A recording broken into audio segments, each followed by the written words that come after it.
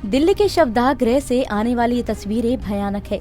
कई रिपोर्ट्स में दावा किया जा रहा है कि अंतिम संस्कार के लिए लंबी बारी का इंतजाम करना पड़ रहा है, क्योंकि शवदाह गृहों में जगह नहीं है।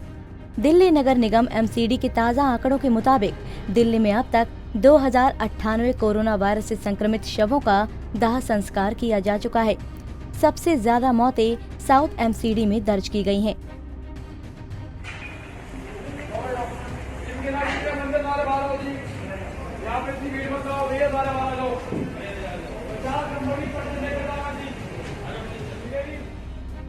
देश की राजधानी दिल्ली में कोरोना वायरस मरीजों की संख्या लगातार बढ़ती जा रही है और हालात बेकाबू हो गए।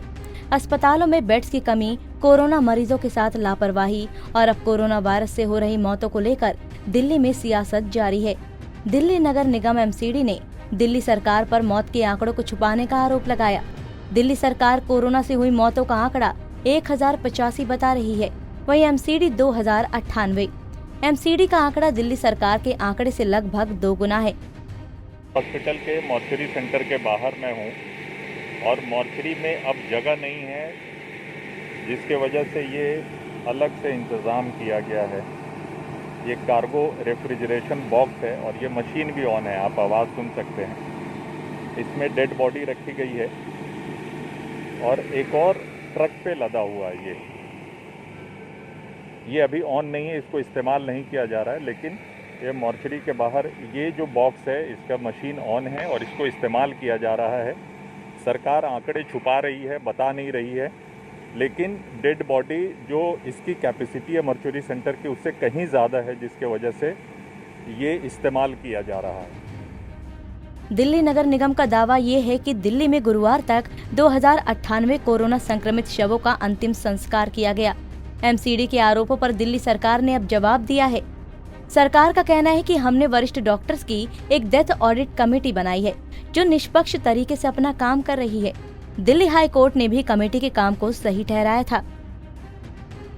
कैसे काम करती है कमेटी? कोरोना से होने वाली मौत पर नजर रखने के लिए और मौत की वजह की पहचान करने के लिए दिल्ली सरकार ने 20 अप्रैल को ही एक डेथ ऑडिट कमेटी बना दी थी।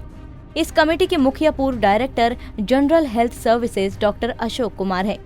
सभी अस्पतालों को अपने यहाँ हुई मौतों की जानकारी 24 घंटे के भीतर 3 डॉक्टरों की इस कमेटी को भेजनी होती है। ये कमेटी मौत के तमाम पहलुओं की जांच करती है, जिनमें केस के बारे में पूरी जानकारी वाला केस शीट शामिल होता है।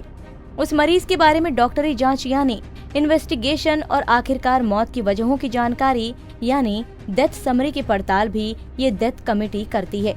इन पहलुओं की जांच के बाद जिन मामलों में मौत की प्राथमिक वजह कोरोना पाई जाती है, उन्हीं मामलों को दिल्ली सरकार अपनी रिपोर्ट में कोरोना मौत के तौर पर दिखाती है। कैसे तय करती है आंकड़ा?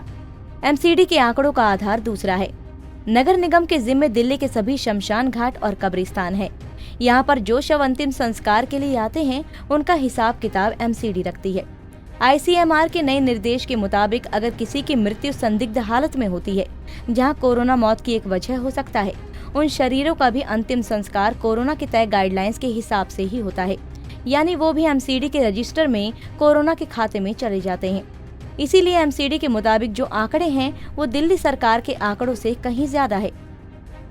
दिल्ली में कोरोना की वजह से होने वाली मौतों को लेकर ये कोई पहला विवाद नहीं है। पहले भी कई अस्पतालों ने ये दावा किया था कि जो मौत के आंकड़े उनकी तरफ से भेजे जाते हैं वो दिल्ली सरकार अपनी रिपोर्ट में शामिल नहीं करती। इसके बाद 10 मई को दिल्ली सरकार के मुख्य सचिव ने सभी अस्पतालों को सख्त निर्देश जारी कर रहा था कि अस्पताल अपने यहाँ होने वाली मौत के बारे में जानकारी हर रोज 5 बजे शाम तक भेज दिया करें। सरकार ने अस्पतालों को ये भी कहा था कि ऐसा न करने पर आपदा प्रबंधन कानून के तहत अस्पतालों के खिलाफ कार्रवाई की जा सकती है। इस निर्देश के बाद दिल्ली सरकार ने अपनी रिपोर्ट में अस्पतालों में पहले हुई मौतों को अपडेट करने का सिलसिला भी शुरू किया था। पंजाब केसरी टीवी के लिए शिवांगी परमार की रिपोर्ट।